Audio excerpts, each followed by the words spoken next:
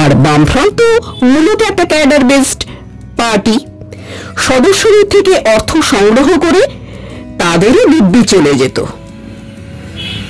কিন্তু একটা পর্যায়ে কর্পোরেটদের বদলে ভোটে বিশাল ব্যয় বহন করতে এগিয়ে এলো অপরাধ জগৎ। বিনিময়ে দেওয়া হলো তাদের সুরক্ষা। পুলিশেরও রাজনীতিকরণ হলো। ঘটে গেল একের পর এক বিশ্বায়ন, লাইসেন্স রাজ। সদ্য পরিচিত এক তরুণ বন্ধু সেদিন বলছিলেন, in India I see mafia everywhere.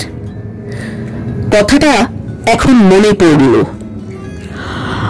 আমাদের শহর গ্রাম সর্বত্রই সত্যি কথা বলতে কি অপরাধী, মাফিয়া, গুন্ডারাজের রমরমা।